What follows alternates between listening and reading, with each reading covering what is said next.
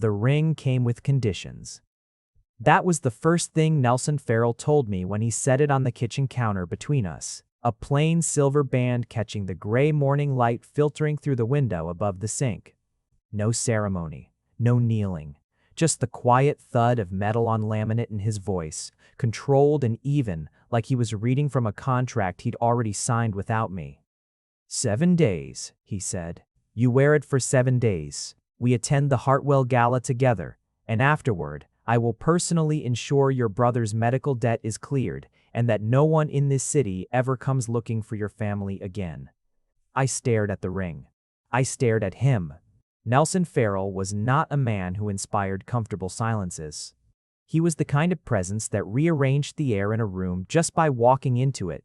Broad-shouldered, unhurried eyes, the particular dark brown of old mahogany that had been left out in the rain too long. Alpha. Everyone knew it before he opened his mouth. The way he stood, the way his scent settled over a space like the first cold front of autumn, cedar and something faintly metallic, clean the way storms are clean. He wore it like he wore his suits, effortlessly, without vanity, as though it had simply been agreed upon by the universe and he'd showed up for the appointment. I was 24 years old, recently laid off from my publishing assistant job, caring for a younger brother with a heart condition that had eaten through every dollar our family had ever saved. And standing in the kitchen of an apartment I could barely afford because the landlord was a family friend who hadn't raised the rent in 3 years out of pity. My name is Mitch Stokes. I am an Omega. I have spent my entire adult life making sure neither of those facts inconveniences anyone. You want me to pretend to be your fiancé, I said. Bonded partner. He corrected me without inflection. The gala is a business affair. The Hartwells are traditional. They will not complete the acquisition with me unless they believe I am settled. And settled means bonded. With an Omega, specifically. He said it the way you'd say. The building requires a key card, a logistical fact, nothing personal. You fit the profile, you're educated, presentable. You've been recommended as someone who understands discretion. I wanted to ask who had recommended me. I wanted to ask a great many things. Instead, I looked at the ring again, and I thought about Caleb. My brother Caleb, 19 years old, sleeping in the next room through a combination of medication and exhaustion, with a surgery date that kept getting pushed back because we kept running out of money before we could run toward it. 7 days, I repeated, 7 days. The gala is on the final evening. After that, the arrangement dissolves. You keep the funds, sign a standard NDA, and we never see each other again unless you choose otherwise. Unless you choose otherwise. As though I'd be choosing anything, as though choices were things people like me got to make freely. I picked up the ring. It was lighter than I expected. Smooth on the inside, engraved on the outer band in letters so small I had to hold it up to the window to read them. A phrase in another language I didn't immediately recognize. I didn't ask about it. I slid it onto my ring finger, left hand, and felt the metal settle against my skin like it had always been there. Nelson Farrell watched me do it. Something moved across his face, quick and gone, like a bird passing a window. If I'd been looking at his hands instead of his face, I would have missed it entirely. Good, he said. A car will collect you tomorrow morning at 8. Pack for a week. The estate has everything else you'll need. He left before I could change my mind. I stood in my kitchen for a long time, after that listening to Caleb breathe on the other side of the wall, feeling the unfamiliar weight of silver on my finger, and tried very hard not to think about what I'd just agreed to. The estate was not what I expected. I had constructed on the drive over a fairly complete mental image of what Nelson Farrell's home would look like. Glass and steel minimalist to the point of hostility. The kind of architecture that communicates. I have made it so far from poverty that I have forgotten what warmth is. Cold floors. Art selected for investment value. A staff that moved like furniture. Instead, the car turned down a long lane lined with old trees. Oaks, I thought. The kind that takes centuries to grow that thick, and arrived at a house that looked like it had been built in pieces by people who loved it differently across generations. Stone at the base, weathered and dark. A newer wing added sometime in the last 30 years, all warm brick and wide windows. Gardens that were clearly tended but not manicured, the beds full of things growing the way they wanted rather than the way a landscape designer had dictated. A woman named Darla met me at the door. She had white hair pinned in a practical bun, comfortable shoes, and the eyes of someone who had seen several decades of human foolishness and arrived at a tolerant affection for it. "Stokes," she said, and there was nothing in her tone to suggest this arrangement was unusual. "Mr. Farrell is in his office. He asked me to show you to your rooms and let you settle before lunch." "Astra?" "Rooms," she said, plural. Mine turned out to be a suite on the second floor with a window seat overlooking the gardens. Shelves already half-stocked with books that I immediately noticed were organized by color rather than subject. The habit of someone who valued how things looked over how they functioned, which surprised me, given the man I'd met yesterday in my humble kitchen. I set my bag down. I looked at the books. I looked at the ring on my hand. I had 1 week. Lunch was in a smaller dining room than I'd feared, a round table near French doors that opened onto a terrace. Nelson was already seated when Darla brought me in, reading something on a tablet, a cup of coffee at his elbow. He looked up, and for a moment I had the strange sensation of being assessed and dismissed simultaneously, the way you might evaluate a piece of furniture you've ordered and confirm is the right size. "Sit wherever you like," he said. I sat across from him. I watched him read. He had the focus quality of someone who genuinely liked work, not in the performative way of people who wanted you to notice their productivity, but in the quiet way of a person who found thinking genuinely satisfying. "I'll need to know about your business," I said eventually. "If I'm supposed to be convincingly involved in your life, I should know what you do, the broad strokes at minimum." He looked up. "Set the tablet face down. Acquisitions. I buy underperforming companies, restructure them, and either sell them or hold them depending on the projections. Currently, I am finalizing the purchase of a historic property holdings firm from the Hartwells, who have run it for 3 generations and are now retiring without suitable heirs. And they want you married before they hand it over." "Bonded," he said again, the same mild correction. "There is a clause in the original sale framework drafted by the family's patriarch. It was meant to ensure stability in leadership. The current Hartwells are honoring it as a matter of principle, even though it is legally unenforceable. But you're honoring it too. I want the acquisition to be clean." He picked up his coffee. "And I find that people who believe in principles tend to behave better when you demonstrate you share them, even if the sharing is limited." I studied him. He looked back at me with that steady mahogany gaze, and I had the peculiar feeling that he was doing the same, not studying my face or my appearance, but some less visible part of me. "The part that decided things. What's engraved on the ring?" I asked. A pause. "Brief. An old phrase. It means, roughly, what is kept is what is chosen." I turned the ring once around my finger, that new habit I'd apparently already developed, and didn't say anything else. By the end of the second day, I had learned 6 things about Nelson Farrell. 1. He was up before dawn every morning, and the smell of coffee reached my room like a gentle alarm I hadn't asked for but found I didn't mind.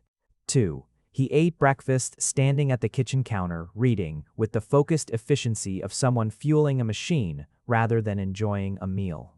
But he always made enough for 2, and he always set a second mug out, even when I slept in and didn't come down until the coffee was barely warm. 3. He did not make small talk. Not because he was rude, he wasn't, or not intentionally, but because he seemed genuinely unaware of its social function. When he had something to say, he said it. When he didn't, he was silent in a way that was oddly comfortable, like the silence of a room where someone is working nearby. 4. He had a dog. A large, elderly hound named Copernicus, who moved with the careful dignity of a creature who had long since accepted his own decline and wasn't fussed about it. Copernicus had adopted me on the first afternoon by laying his heavy gray head in my lap on the garden steps, and Nelson had watched this happen with an expression I hadn't been able to read. 5. He read at night, not on a screen. actual books from the shelves I'd noticed in my rooms and from others throughout the house.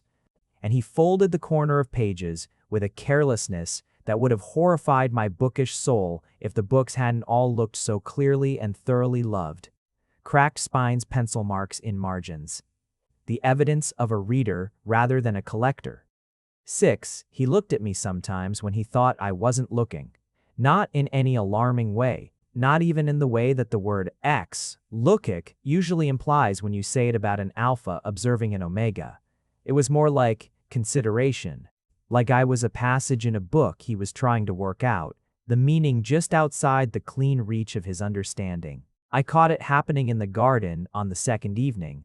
I'd gone out to sit with Copernicus while the sun went down, and I'd been watching the old dog doze and thinking about Caleb, about the surgery date, about what 7 days of this would mean on the other side when I went back to my real life, which would be exactly as it had been except for the money. When I glanced back at the house, Nelson was standing at the window of his office, a book held loosely in one hand, watching me.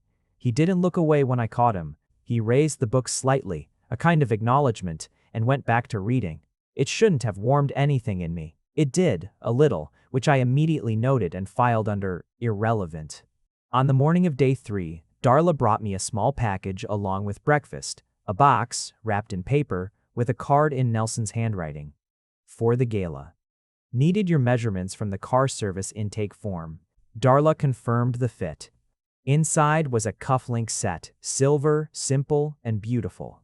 And beneath that, folded in tissue, a dress shirt in a deep blue that was the exact color of the sky at the moment, just before it fully decides to be night.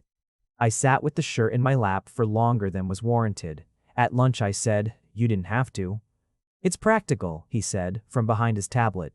"What you'll wear matters for the gala." "I have clothes." "I know." Still not looking up. "You also have good taste." I matched it. I looked down at the shirt in my hands. I looked at the ring on my finger. I thought about what it would mean if any of this were real. I stopped thinking about it. There was a rehearsal of sorts on the afternoon of day 3. Nelson had cleared his schedule for 2 hours, which apparently required rearranging several calls and at least one meeting, and he came and found me in the library, where I'd spent most of the morning. Because the library had a window seat and excellent light and novels organized, I'd discovered not by color after all, but by some private system of his own that I was beginning to suspect mapped to emotional content rather than anything logical. "We need to establish the story," he said, settling into the armchair across from me with the ease of someone in his own space, which of course he was. "The Hartwells will ask questions. Their daughter in particular. She's perceptive." "What kind of questions?" "How we met. How long. The courtship." He said courtship with a faint trace of something that might, on another man, have been sheepishness. On Nelson, it was merely a slight pause in an otherwise measured sentence. "The bond." We looked at each other. "How did we meet?" I asked. "Your choice. Something believable." I thought about it. "A bookshop," I said. "You came in out of the rain. You were looking for something specific and couldn't find it, and I was browsing and overheard, and I don't often go to bookshops." "You do now, apparently." The corner of his mouth moved. Not quite a smile. "Something in the neighborhood." "Continue." "I found the book for you. We ended up talking. You asked for my number. I almost didn't give it to you." "Why?" "Because you were." I paused. "Chose something true, even if the context was fictional. Because you were the kind of person who would make everything more complicated." He was quiet for a moment. "And you gave me the number anyway. Obviously. Otherwise we wouldn't be here." Something shifted in his expression. "Hard to name." He asked, "How long have we been together?" 8 months, I said. Specific felt more believable than round. 8 months and 12 days. And the bond? This was the careful part. In polite company, the mechanics of an omega alpha bond weren't discussed explicitly. It was considered private, intimate, the kind of thing you confirmed with a look rather than a medical report. The scent markers I naturally carried as an omega would read as unbonded to anyone attentive, which meant we'd need a good reason for the apparent inconsistency. "We're in the process," I said. "Traditional. Taking our time. The bond will be formal after the gala. That's That's actually a romantic detail. It shows we did this in the right order. Nelson studied me. You've thought about this. I'm good at stories. You were a publishing assistant. I read manuscripts for 3 years. I know how narratives work. Another almost smile. He leaned back in the armchair, crossed one ankle over his knee, and looked at me in that way he had, the look that felt like reading. What am I like, he said, as a partner? In this story? The question surprised me. I took a breath. Quiet, I said, which some people mistake for coldness. But it's not coldness. You're attentive. You remember details about people, small things. You don't announce that you've noticed. You just do something about it, quietly, like the coffee, like the shirt. The almost smile collapsed into something more complicated. He looked at his hands. And you? He asked. Quieter now. Stubborn, I said. Independent to a fault. I don't like needing things from people. But I stopped. Weighed how much of this to offer. I'm learning. The silence after that was different from the others. Fuller, somehow. Copernicus padded in from somewhere and arranged himself between our chairs like a large sleeping mediator, and we both looked at him rather than each other. And eventually Nelson said, "The story is good," and picked up his book. And I pretended to go back to mine, and for the next hour we sat in the library with the old dog between us and the rain starting softly outside. And it was the most comfortable I had been in a very long time. Day 4 brought complications. Not with Nelson, with me. I had managed, for 3 days, to keep my omega biology firmly in the category of not currently relevant. My suppressants were reliable. My scent was neutral, managed, unreadable. I had been keeping it that way since I was 17. When I'd decided that the easiest way to navigate a world that had opinions about omegas was to simply not smell like one in any way that invited those opinions. But on the morning of day 4, I woke up at 5:30 with a headache behind my eyes and a restless warmth under my skin that had nothing to do with the temperature of the room. And I knew, before I was fully conscious, that I'd miscalculated my cycle. Not by much. A few days. Enough. I lay very still in the soft gray pre-dawn and did a quick, ruthless inventory. Not a heat. I had full suppressant coverage for that, always. But the preheat sensitivity was apparently going to assert itself anyway, the way it occasionally did, the way my body occasionally reminded me that it had its own agenda regardless of what I'd signed on to. What this meant practically, heightened senses. Heightened his senses too, if he was anywhere near me. My scent, which I worked to keep neutral, would start carrying warmth in it, something floral and a little sweet like lavender after rain. I knew this because I'd been told by the one person I'd ever trusted enough to let close enough to find out. I needed to stay out of his immediate vicinity for the day. I needed to manage this without making it awkward. I failed at both. I came downstairs for coffee at the usual time, because missing the established routine felt more suspicious than maintaining it, and Nelson was at the counter the way he always was. And the moment I walked through the kitchen doorway, he went very still. Not a dramatic stillness, not the showy performance of an alpha clocking an omega in a vulnerable state. Just a pause in the motion of lifting his coffee mug, a fraction of a second, before everything resumed as normal. "Morning," he said. "Morning," I said, and crossed to the second mug he'd already set out and kept my back to him and was extremely busy with the coffee. "You can have the East Garden today if you want space." His voice was even. "Careful. I have calls until 3. I won't be in that part of the house." I turned around. He was looking at his tablet. The line of his jaw was controlled in a way that was slightly different from his ordinary composure, and I recognized it as the cost of the composure, the effort underneath. "I'm fine," I said. "I know you are." Still not looking up. "It's a nice morning for the garden." We both pretended this was a simple observation about the weather. I spent the morning in the East Garden with Copernicus.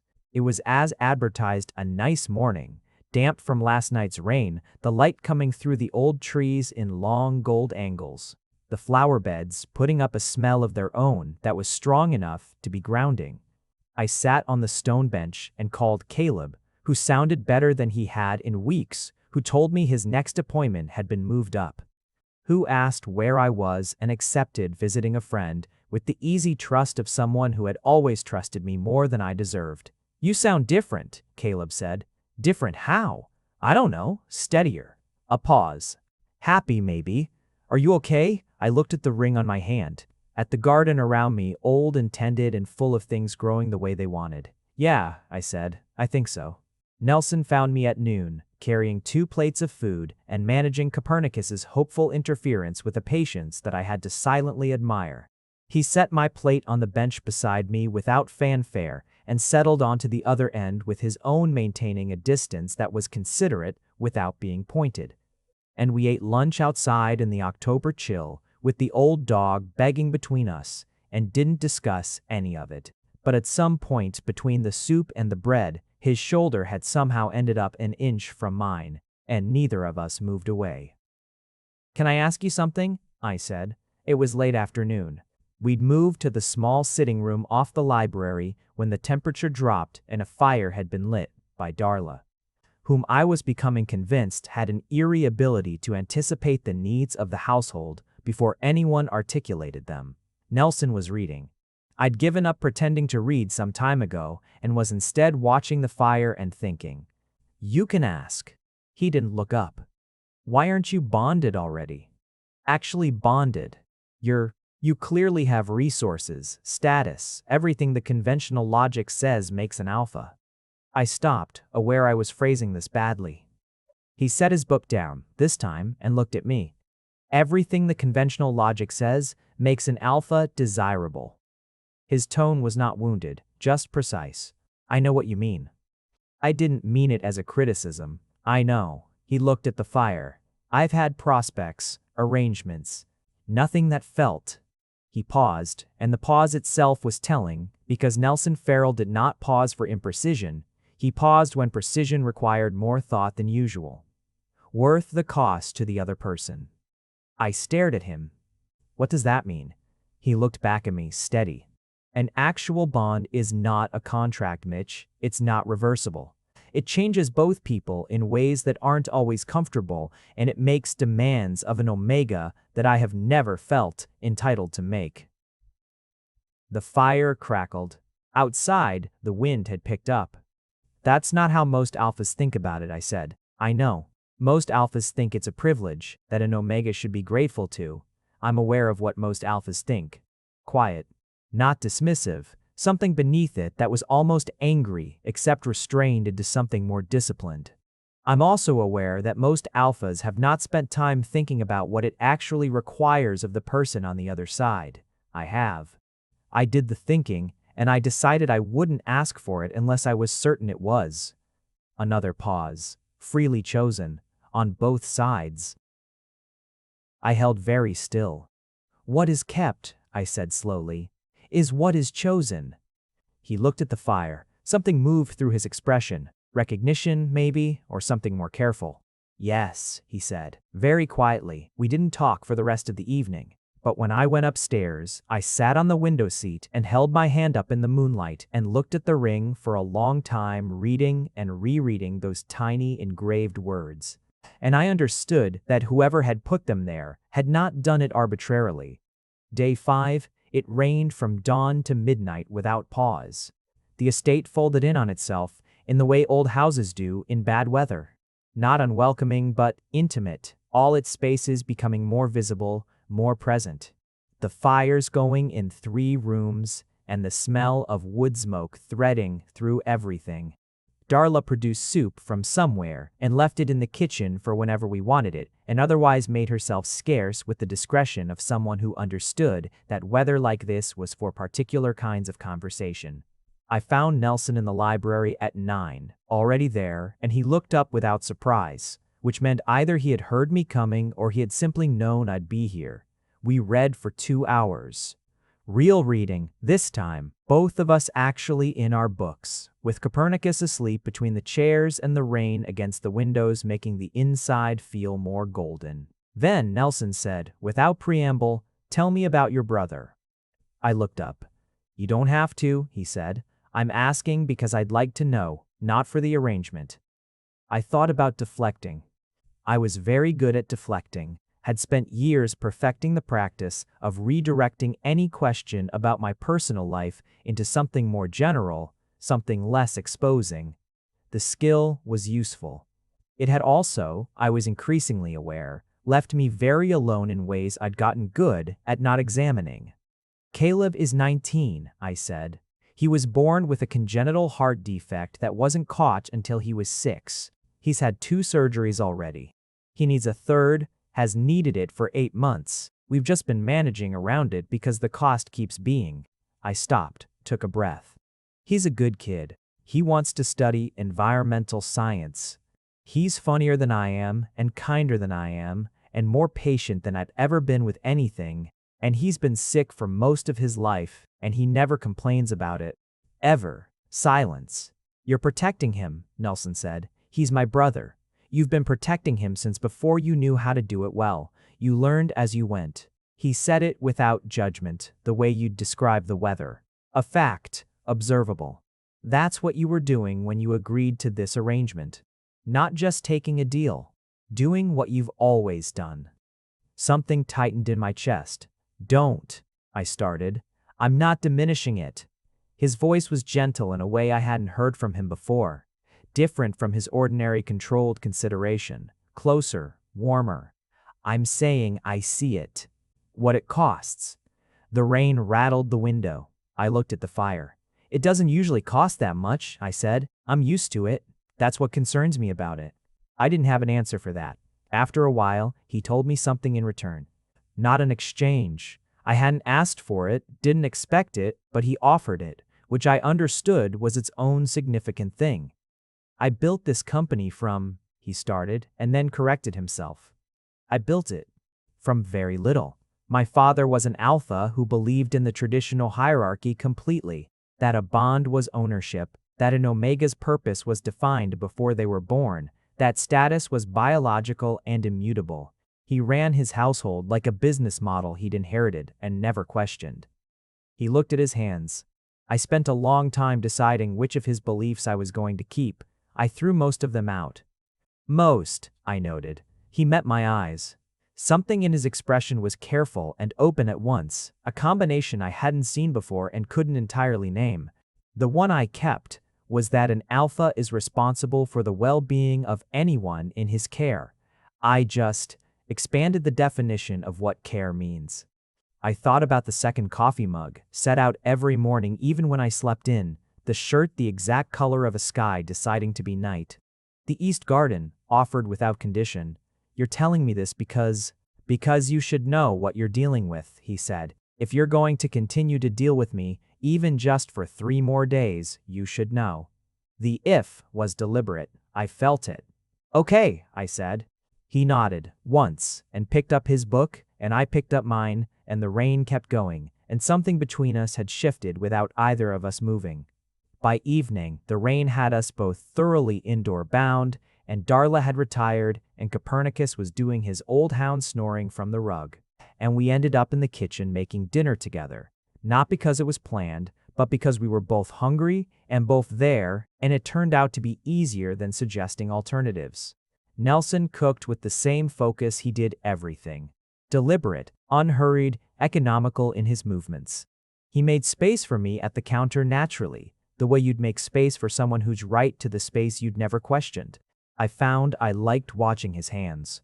Capable, steady, the kind of hands that had been used for real work and remembered it. You knew I was managing a pre-phase this morning, I said, slicing bread. Yes. He didn't look up from the pan. You didn't say anything. It wasn't my business to say anything. Most alphas would have. I know what most alphas would have done. Same quiet tone as that afternoon, that undercurrent of something disciplined. I told you how I think about it. I set the bread knife down. I should have told you, as a practical matter, ahead of time. I apologize for not flagging it. He turned from the pan then and looked at me directly, and the kitchen light caught his face, and I noticed the way you notice something you've been peripherally aware of for days, finally coming into focus. That he looked.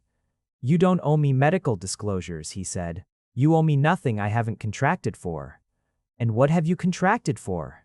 He was quiet for a moment. Your company, he said, finally, for 7 days.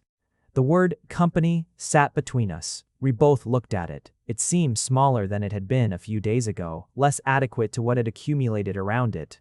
I picked up the bread knife again. Well, I said, you've got it. The corner of his mouth moved.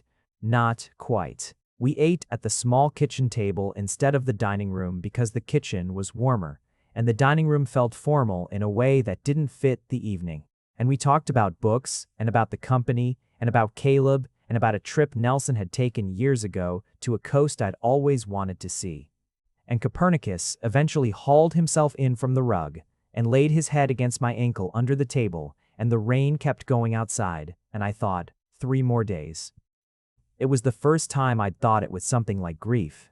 The 6th day arrived clear, the rain scrubbed out of the sky, everything washed and sharp-edged and very bright. We drove to a market town about 20 minutes from the estate, not for the gala preparation, just because Nelson had mentioned needing something and I'd said I'd like to get out.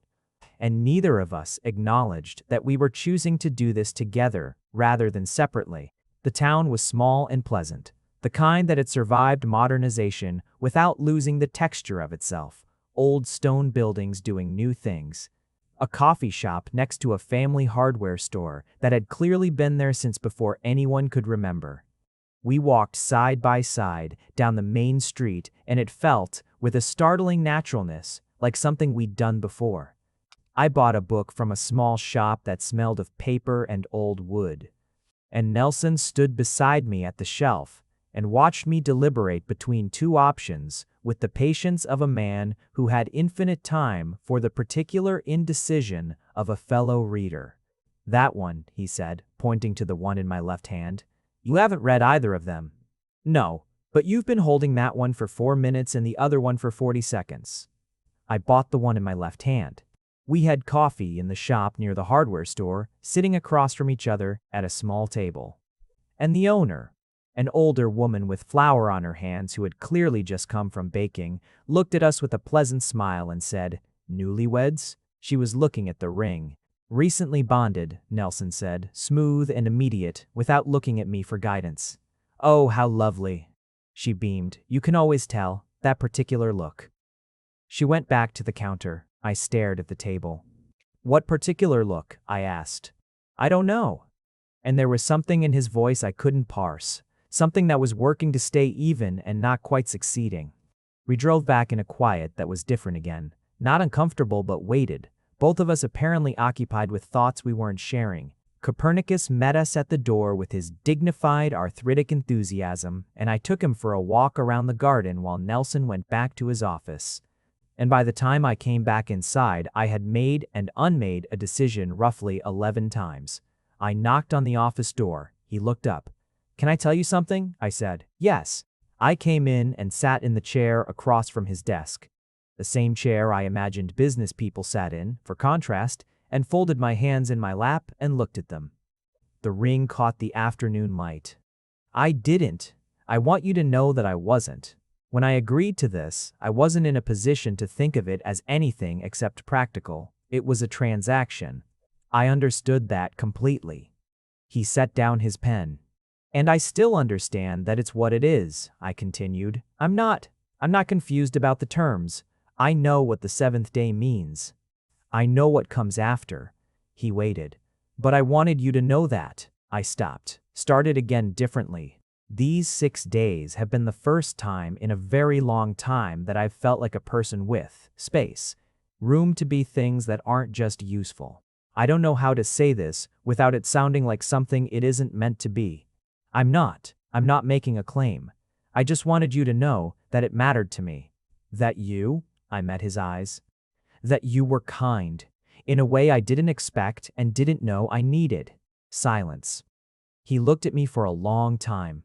Long enough that I became aware of my own heartbeat. "Mitch," he said. I waited. "The ring," he said, carefully. "The engraving. I chose it when I had it made, years ago. Before I knew what I was going to use it for, or if I would use it at all. I chose it because..." He stopped. His hands were flat on the desk. "Because I believed it. That a bond is only worth making if it's freely chosen." that anything kept under compulsion is not really kept at all. I felt very still inside. I would like, he said, and his voice had dropped slightly, not to a whisper but to something closer, more direct, the register you use when you're saying the thing you've been not saying, to ask whether you might consider staying. The word staying arrived in the room and rearranged everything in it. The gala is tomorrow, he said. The arrangement ends the day after. I know what I said about the terms. I know what you agreed to and what it meant. I'm not. A breath. I'm not asking you to stay for any reason that has anything to do with the acquisition or the Hartwells or any contract. I am asking because. He stopped. And for the first time in 6 days, I watched Nelson Farrell run out of the precise words he was looking for and fill the gap with something purely unguarded. Because I don't want you to go. I looked at the ring. I looked at him. I have a brother who needs me, I said. I know. I have a life that is complicated, financially, and in other ways. I know. I am not. I stopped, tried again. I am not an easy person to have in your life. I'm stubborn and private, and I've spent so long being self-sufficient that I've turned it into a personality, and I don't know how to undo that quickly. I wasn't asking you to undo it, he said. I was asking you to stay. The two things were different, and he knew they were different, and that he'd articulated the difference mattered more than I had expected. Let me think, I said. He nodded. I went back to the library and sat in the window seat until the light turned gold and then orange and then dim, and I turned the ring on my finger and thought about all of it, about Caleb. Who would be fine? Who was getting the care he needed? Who had told me I sounded happier haze, about the coffee, the shirt, the East Garden, about what is kept is what is chosen, about a man who had spent years refusing to ask for a bond because he couldn't be certain the other person was choosing freely, and who was now asking carefully for something that looked nothing like a bond on paper but felt in some deep and wordless part of me exactly like one. I went to the kitchen where he was making coffee, because apparently this was where we had our significant moments, and I stood in the doorway until he turned around. Okay, I said. He waited. I'd like to stay, I said, not as. I gestured at the ring, at the arrangement, at everything the week had been officially, as something else. If that's, yes, he said. Very quietly, and with a certainty in it that felt like something that had been waiting, patient and still, for a very long time. The Hartwell Gala was held in a historic hall that had been in the family for 4 generations, its bones old and proud and beautifully maintained. Nelson drove us there himself, which I gathered was unusual. Ordinarily there was a car, a driver, and I understood it as another of those small things he did that said more than words. I wore the blue shirt. He wore a dark suit that fit him the way all his clothes fit him, like it had been made specifically for the person he was. We arrived and moved through the evening together, and it felt nothing like a performance. It felt, by the end of the first hour, embarrassingly natural. The Hartwells were a family of the kind you occasionally encountered, genuinely good people whose traditions had calcified in places but whose intentions remained sound. The elder Hartwell, a man in his late 70s with sharp eyes and a slow smile, shook my hand and looked between us with an expression that made me think he was not, despite his traditionalism, deceived about many things. You suit each other, he said to me, with a directness that bypassed small talk entirely. He's been. He glanced at Nelson. A closed room for a long time. Rooms need to be opened occasionally. I'll do my best, I said. I suspect you will. He smiled. You already have. His daughter Petra was indeed perceptive, quick-eyed, precise in her questions, clearly doing her own assessment of us throughout the evening. She cornered me near the bar at one point while Nelson was deep in conversation with a business associate, and looked me over with a frankness I appreciated. How long? She asked. 8 months, I said, and 12 days. She smiled. And the bond? After tonight, I said, and there was something true in it that surprised me, because it wasn't part of any scripted story, it was simply where we were. She studied me for a moment more, then nodded. Good. She touched my arm briefly. He's a good man, He's just spent a lot of years not letting that be anyone else's business. I know, I said. I can tell. She smiled again, more fully this time. That's actually the most reassuring thing about you. Not the ring, not the story, the fact that you know. We drove home in a quiet that had a different quality than all the others, not the silence of people managing themselves or preserving something or waiting out their own feelings, but the quiet of two people in the same place at the same time, without a need to make it into anything more than what it was. When we got back to the estate, Copernicus met us at the door and then retreated to his rug with the wisdom of old animals, and Nelson poured 2 glasses of something amber and warm, and we sat in the small sitting room by the fire that Darla had somehow anticipated we'd want, and for a long time, we just sat there. It's done, Nelson said eventually. The acquisition, he meant. The gala had completed it. Yes, I said. He looked at the fire. Tomorrow was meant to be the last day. I know. He turned and looked at me. The fire was warm on one side of his face and shadow on the other. What happens tomorrow? He asked. I looked at the ring. I had been wearing it for 6 days. I had stopped noticing it, and then I had noticed it again in a completely different way, and now it sat on my finger with a settled weight that felt less like jewelry and more like something I'd grown around. The way trees grow around old fences. Tomorrow, I said, I'd like to call Caleb in the morning, and then I'd like to spend the day here, if you want that. He exhaled very slowly. Yes, he said, I want that. We sat by the fire until it burned down to coals, and at some point his shoulder ended up against mine, and this time neither of us pretended not to notice, and neither of us moved away. The 7th day passed. The 8th day came. I was still there. I woke up early, earlier than usual, the dawn barely deciding to be dawn, and lay in the room that had been mine for a week, and looked at the ceiling and took a slow inventory of my own interior, the way you'd inventory a house you're not sure whether to sell. What was there? What had changed? What the floor plan looked like now compared to before? The answer was, quite a lot actually.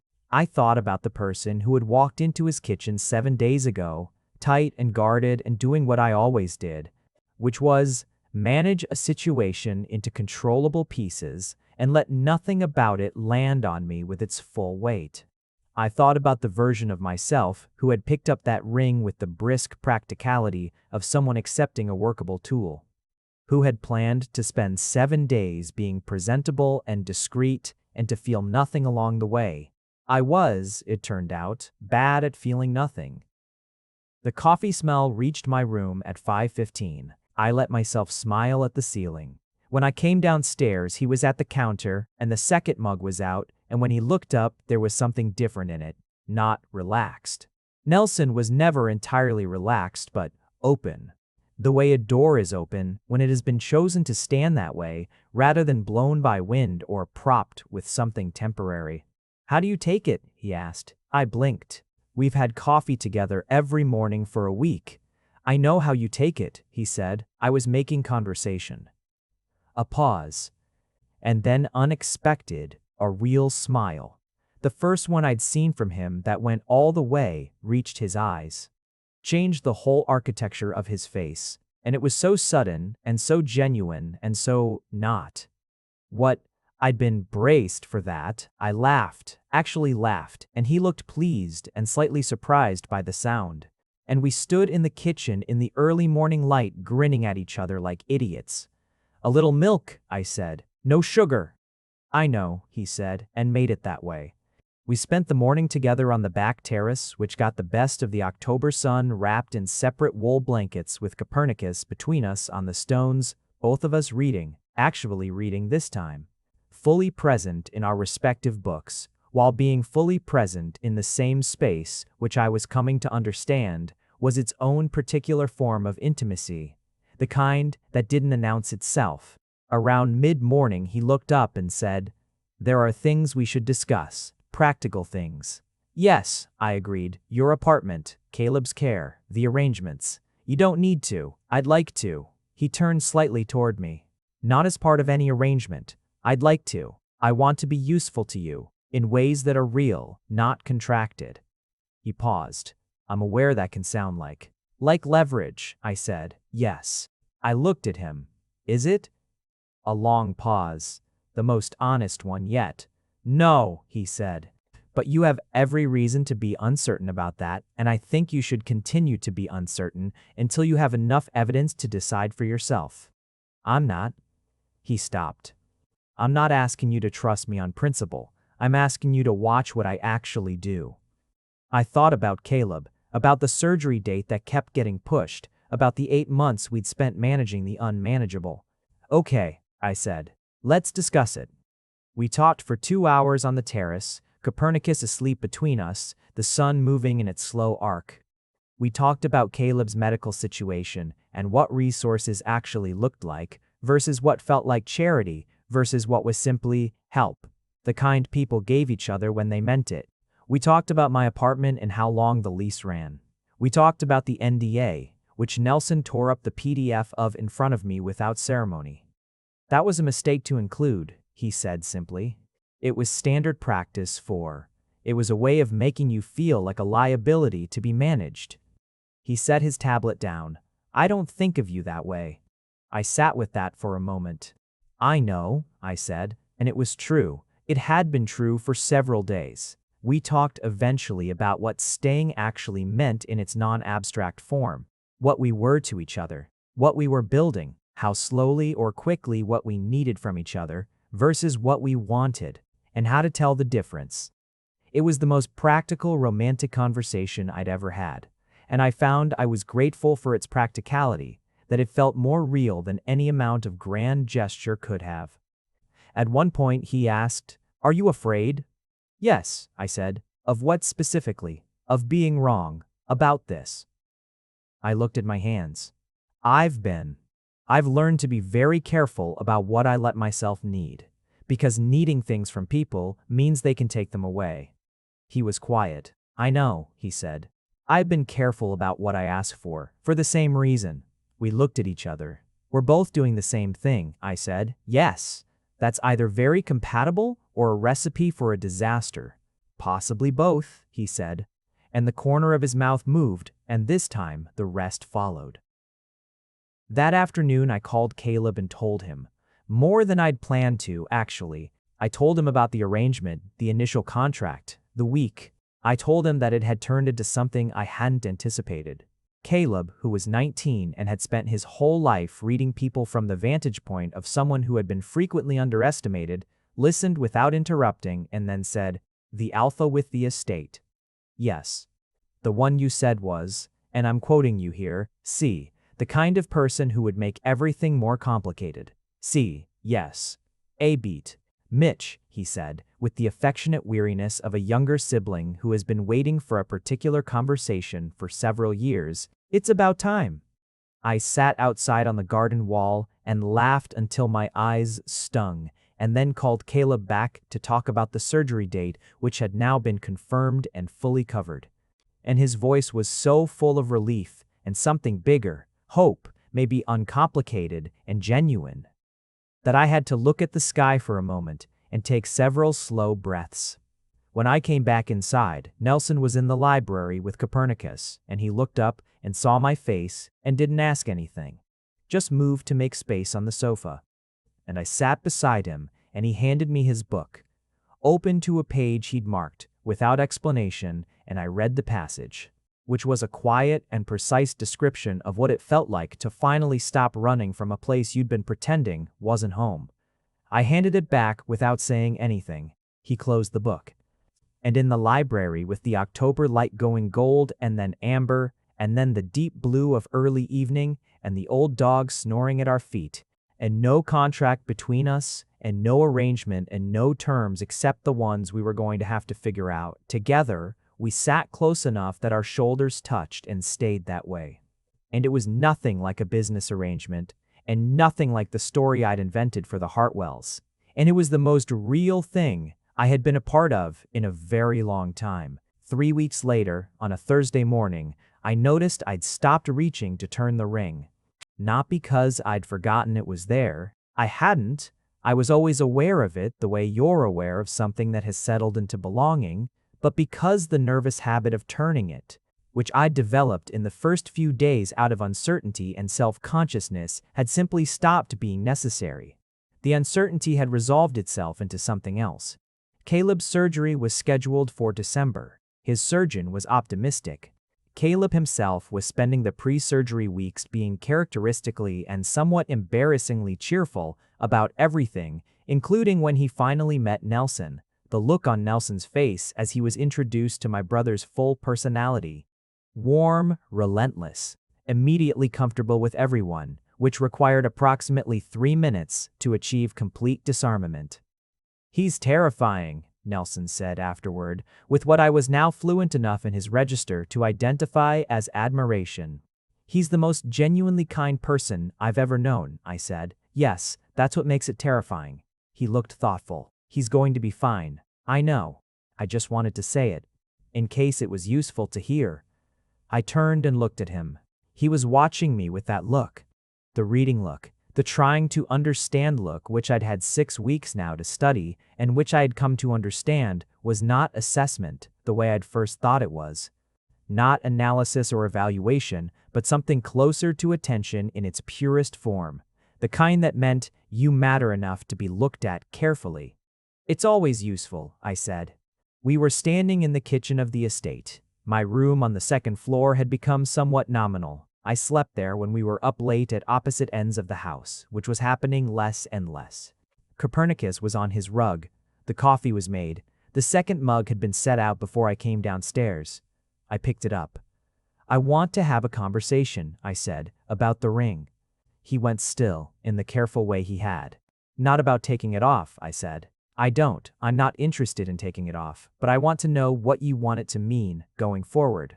What you'd like it to mean." He was quiet for long enough that I counted my own heartbeats. 7, 8. "I would like it to mean," he said, "whatever you want it to mean. I know how I think of it, but the meaning of it should be." He stopped, found the word, negotiated, between us, freely. "What is kept," I said softly, "is what is chosen." He exhaled. "Yes." I looked at the ring. Silver, plain, warm from my skin by now. Always warm. It never felt cold anymore. The tiny engraved words on the outer band that I could read by memory. "What is kept is what is chosen." "I choose," I said, "to keep it." He set his coffee down, and for the first time in the 6 weeks I had known him, through all his careful composure and his disciplined quiet and the extraordinary patience of a person who had decided years ago that he would not take anything that wasn't freely offered, I watched Nelson Farrell show me something unguarded, without the work of containing it, something that was simply, wholly glad. He crossed the kitchen in 2 steps, and his hands came up to hold my face, and he looked at me the way you look at something you've been afraid to want for a very long time and are now slowly learning how to keep. "Mitch," he said. "I know," I said. "I know."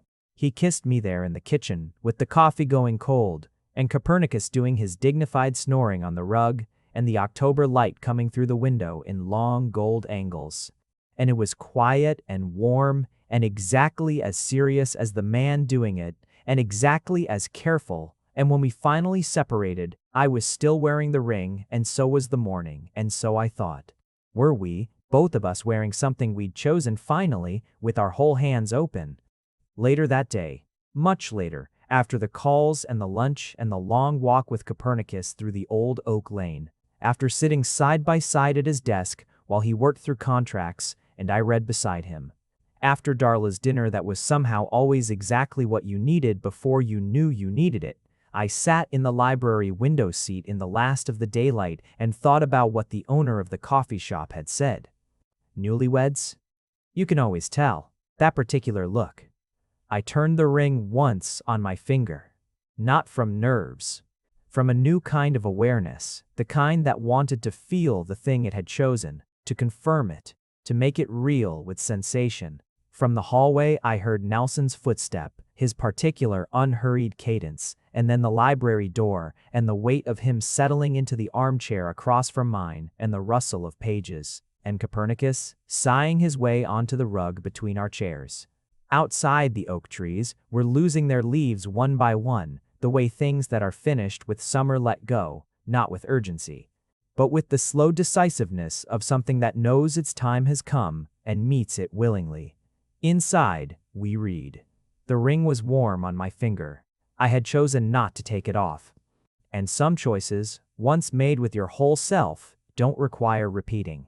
They simply remain, settled and sure and present, the way old trees are present, the way houses that have been loved across generations are present, growing around the things they've kept until you can no longer tell where the structure ends and the love begins. I couldn't bear to take it off. I didn't.